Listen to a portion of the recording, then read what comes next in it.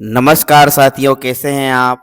आज हम लेकर आए हैं भूगोल कक्षा 11वीं वार्षिक परीक्षा का पेपर का सॉल्यूशन। आशा है कि आपका पेपर अच्छा गया होगा। पहला क्वेश्चन है आपका, सही विकल्प चुनकर लिखिए। सर्वप्रथम भूगोल शब्द का प्रयोग किसने किया था, तो इसका आपका आएगा स। प्रकाश वर्ष किसकी इकाई है, तो आपका इसका भी आंसर आएगा स, दूरी की इकाई है। निम्नलिखित में से बिग बैंग सिद्धांत किसने दिया था, तो यह एडविन हबल स आएगा, इसका भी आपका आंसर। निम्नलिखित में से भूकंपीय कि ये तरंगे कितने प्रकार की होती है, तो इसका आपका आंसर आएगा स, दो। मतलब कि सभी का स आ रहा है। निम्नलिखित में से संवहन धारा सिद्धांत किसने दिया था, तो आर्थर होम्स ने आएगा इसका आंसर। मौसमविद अल्फ्रेड वेगनर ने महाद्वीपीय प्रवाह सिद्धांत किस वर्ष दिया था, तो 1912 में। इस तरह से हमने पहले प्रश्न के ऑब्जेक्टिव सोल्व करे। अब आते हैं हम रिक्त स्थान की पूर्ति कीजिए। पहला, वी आकार की घाटी का निर्माण अवस्था में होता है, तो युवा अवस्था। जल गर्तिका का निर्माण द्वारा होता है, तो नदी के द्वारा होता है। वायु दाब मापन की इकाई मिलीवाट है। हिमपात डिग्री सेंटीग्रेड तापमान कम पर होता है, शून्य पर होता है। विश्व की जलवायु समूह का वर्गीकरण कोपेन ने किया था।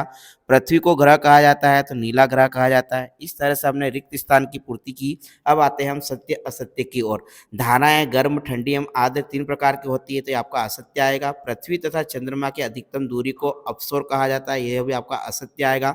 मानव आनुवांशिक रूप से होमो सेपियंस प्रजाति से संबंधित है, तो ये आपका सत्य आएगा। मानव का ही होमो सेपियंस नाम है।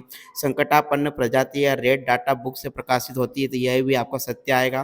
पृथ्वी सम्मेलन 1992 में ब्राजील के रियो डी जेनेरो शहर में हुआ था, तो ये भी आपका सत्य आएगा।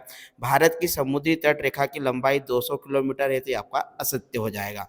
इस तरह से हमने 3 क्वेश्चन का सॉल्यूशन देखे। आशा है कि अभी तक आपने हमारे चैनल को सब्सक्राइब कर लिया होगा।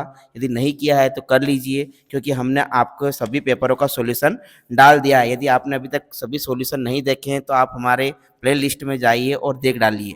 सही जोड़ी बनाकर लिखिए। स्कूल भवन, तो स्कूल भवन के सामने आपका आएगा नंबर 1 का आएगा, इसके सामने नर्मदा, सॉरी स्कूल भवन, इसका आपका आएगा पहला वाला ग, वेब पोर्टल, सॉरी इसका आपका आएगा ग। फिर हम आते हैं रिफ्ट घाटी सेकेंड वाला का, तो सेकेंड वाला का आपका का आएगा नर्मदा ताप्ती नदी। अनाई मुडी 3 का आपका आएगा 2695 मीटर, घ आएगा इसका। पश्चिम बंगाल का शोक किसे कहते हैं, तो पश्चिम बंगाल का शोक आप कह सकते हैं दामोदर नदी को, अंगा। फिर भारत का सबसे बड़ा नदी तंत्र, तो आपका आंसर आएगा 5वें का ब्रह्मपुत्र नदी।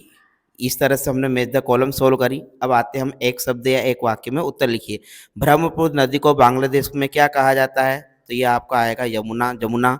भारत के केरल तट पर मानसून का आगमन किस तिथि को होता है, तो जून के पहले सप्ताह से होता है। चट्टान समूह का खिसक कर ढाल से नीचे गिरना क्या कहलाता है, तो भूस्खलन कहलाता है। भारत का अत्यधिक सूखा प्रभावित क्षेत्र कौन सा है, तो राजस्थान है। भारत में सर्वाधिक बाढ़ से कौन सा राज्य प्रभावित होता है, तो बिहार।